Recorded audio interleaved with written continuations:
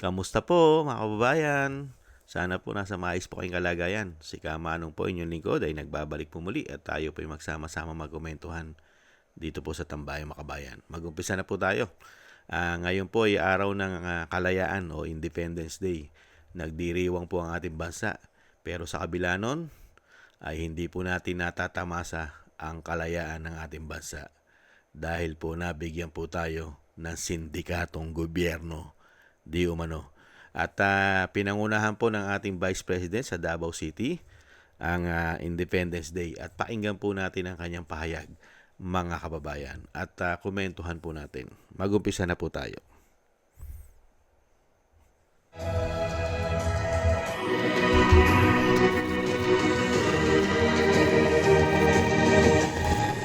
Mga kababayan, Assalamualaikum warahmatullahi wabarakatuh. Madayaw, mayong adlaw kaninyong tanan. Magandang araw sa inyong lahat. Today, we celebrate not merely a date, but the courage of a people who fought for freedom and sovereignty.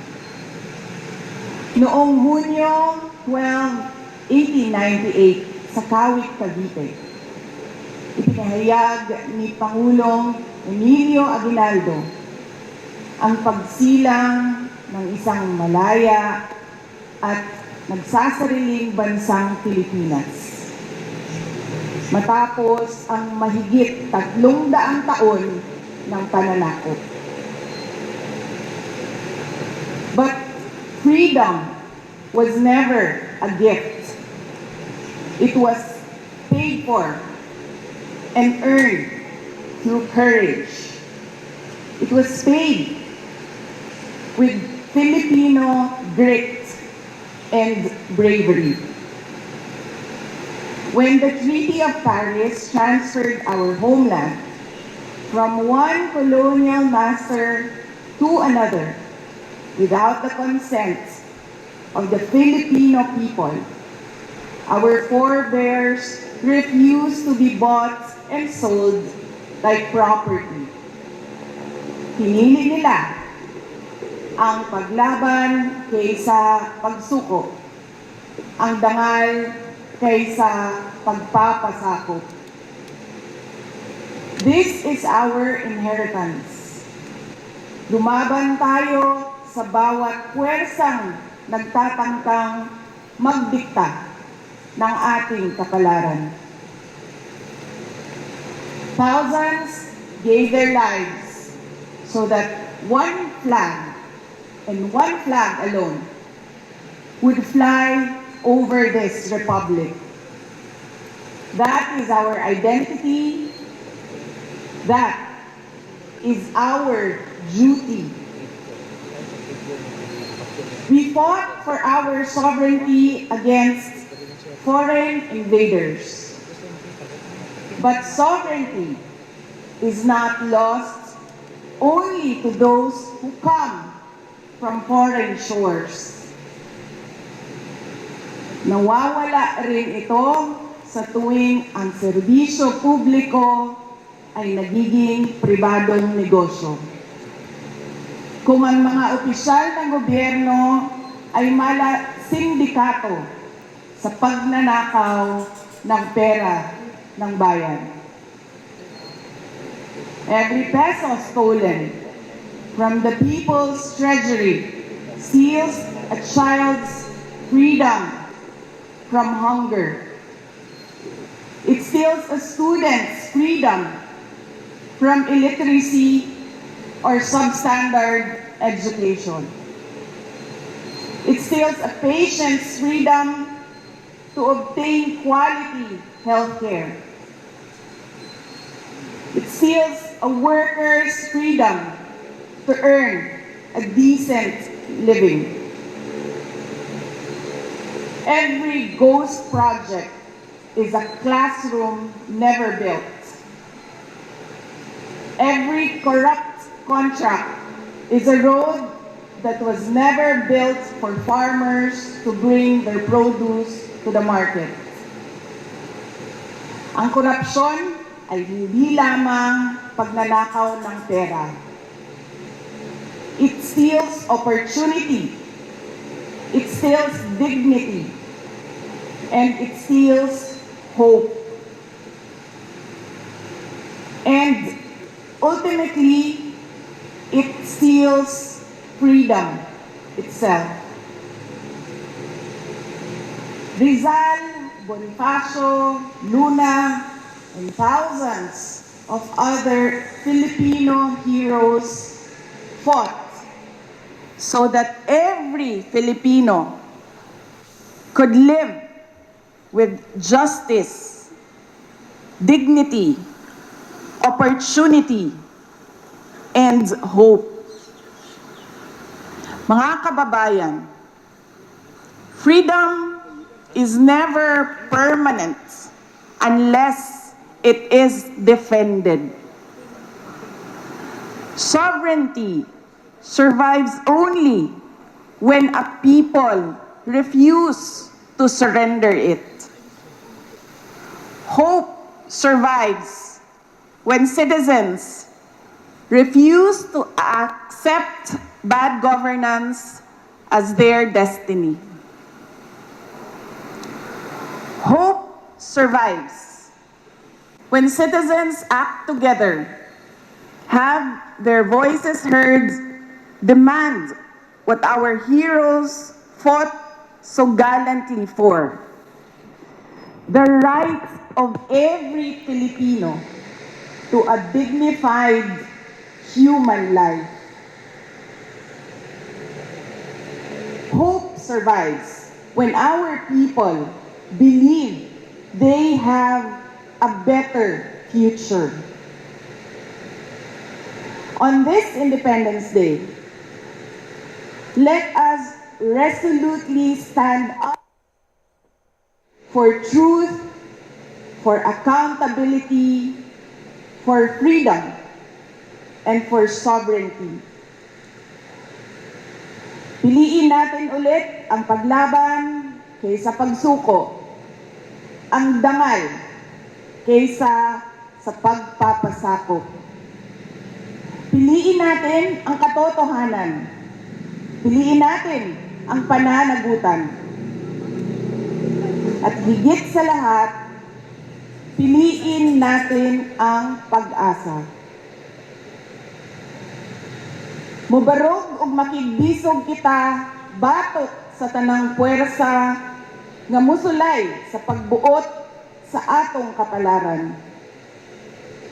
Uban sa paglaom nga nagikan sa dili malupig nga gahom sa kasing-kasing sa katawhang Pilipino.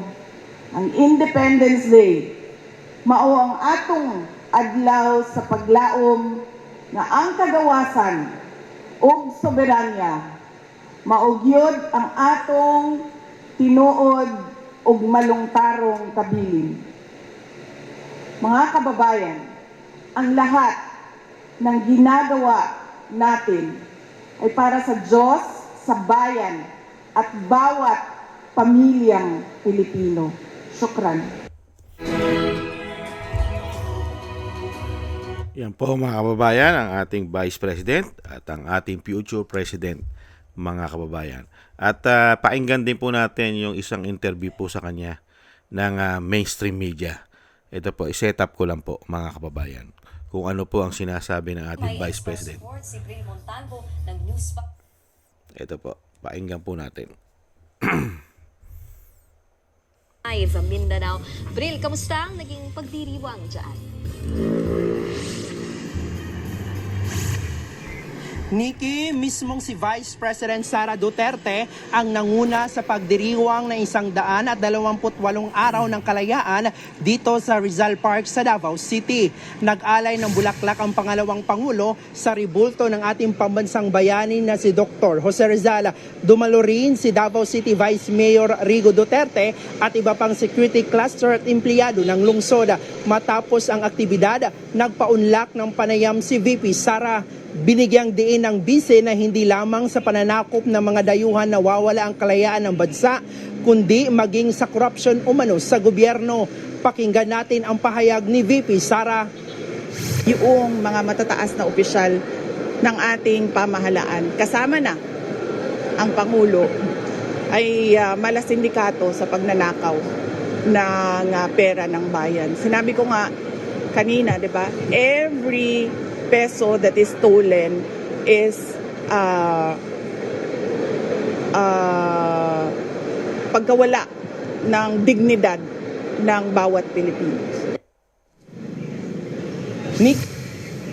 Nikki, Bril, may umuugong daw na banta umano sa seguridad sa Malacanang ngayong araw pa mismo ng kalayaan. No? May pahayag ba dito si VP Sara? Nikki, wala raw impormasyon si VP Sara tungkol dyan. Hindi rin daw niya pangungunahan ang anumang panawagan para sa isang people power. Dagdag pa ng bise, hindi umano niya kagustuhang agawin ang posisyon ni Pangulong Bongbong Marcos. Narito ang pahayag ni VP Sara.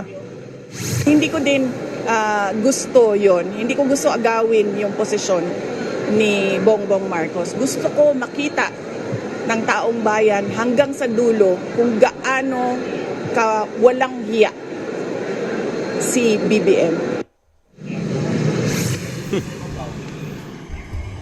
Nikki, nandito tayo ngayon sa... Nakita niyo po, mismo sa bibig na po ng ating Vice President Sara Duterte na kung gaano po kawalang hiya. Gaano kawalang hiya ang tinatawag na bangag ng kanyang ate. At ginawa na pong sindikato ang ating bansa dahil nga po ang korupsyon ay nagmumula ayon na mismo sa ating Vice President ay doon sa pinakawalang hiya at kung gaano kawalang hiya ang tinatawag na presidente na bangag ng kanyang ate. Kaya po ang ating bansa at ang ating kalayaan ay wala pong pinatunguhan. Pagka ganito po ang liderato na maglilingkod sa iyo, sa iyong bansa, sa ating bansa, never mong matanggap o never mangyari sa ating bansa ang kalayaan na katulad po na pinaglaban ng ating mga dakilang bayani. Hindi po ba, una-una, ang ating kalayaan, ang ating soberenya ay binigay at pinasakop na sa banyaga. At halos banyaga na po ang umiiral na hustisya sa ating bansa. Hindi po ba? At syempre po, grabing korupsyon at pagnanakaw ang ginawa ng gobyerno na tinatawag na napakawalang hiya. At never pong agawin ng ating Vice President ang panunungkulan ng tinatawag na bangag. Nakakalungkot, ano? Pero sa kabila nun, napakarami pong tagapagsinungaling at tagapagtanggol nito pong napakawalang hiyang presidente ayon sa Vice President. Dahil nga po sindikato. Hindi po ba? At syempre nakakalungkot lang po dahil nangyari po sa ating bansa ito. Dahil nung panahon ng kanyang ama, ng kanyang tatay, ay ang ating bansa ay nahandun na sa sinasabing papunta na sa pag-unlad. Pero nabudol ang mga Pilipino. Hindi pala ganito ang layunin ng isang mapagbalat kayo na tinatawag na bangag at bongit ng kanyang ate. Kaya napakaganda po ng talumpati ng Vice President. Kumpleto na po. Talagang nahandun po yung pagiging desperado. Talagang desperate ka doon sa nangyayari sa ating bansa. Kasi mismo ang Vice President ay nakikita niya kung gaano kawalang hiya at niwawalang hiya at patuloy na niwawalang hiya ang ating bansa at lalong-lalo po ang kaban o ang ating buwis, mga kababayan, ay talagang ginawa na pong gatasan ng ating bansa. Lalong-lalo po itong mga sakim sa pera at kapangyarihan. At sana naman po ay magtapos naman po at bigyan naman po ng kahit papaano ginhawa ang mga Pilipino. At umaasa po tayo na sa lalo o sana sa lalong mabilis ay magwakas na po at mapalitan na sana ang ganitong sistema ng gobyerno na mula umpisa ng kanilang panunungkulan ay hindi na po nagbigay kahit gamunggo o gaasin na ginhawa sa mga Pilipino. Bagkus, nagpayaman sila. Maraming salamat po mga kababayan sa nagusto po natin Tambayang Makabayan sa YouTube at TikTok at ganoon din po sa ating mga subscribers at sa mga nagko-comment, like, share, and subscribe at patuloy po nagsusubscribe. Shoutout po sa inyo, mabuhay po kayo. Thank you po. At thank you rin po sa mga nagbibigay po ng tulong at biyaya. Shoutout po sa inyo lahat. Shoutout po kay Eric Hershaw from Canada, kay Jem Aris from United Arab Emirates, Annie Jo, kay Mary Natividad Blinden from Netherlands, Norma Garcia, Gayat Shena, kay Tatay Nick from Toronto, Canada, Jesus Valdepena, Rolando Guerrero, Mila Yi, Felipe Shapno from Texas, USA, Rolando Timbol from Alberta, Canada, kay Melchorita Espinosa from Orlando, Florida, USA, Arthur Estraniero from USA, Randy Crispino from Pasig, Mika Ligaspi, Tessie Mantilla from Kuwait, Frank Zamora from California, USA, Romulo Di Vinagracia from Bacolod City, Ma'am LB Sermani from North Miami, Florida, USA. Maraming salamat po sa inyo mga kabayan at ingat-ingat po kayo sa inyo po mga paggawa. At God bless po sa inyo lahat. Muli po mga kababayan, tayo naman po, kailangan po natin magtiis at kailangan po natin magdasal mga kababayan at manalangin nang tayo po ay maingatan sa ating pang araw-araw na buhay. Muli po, maraming salamat po. Bye-bye!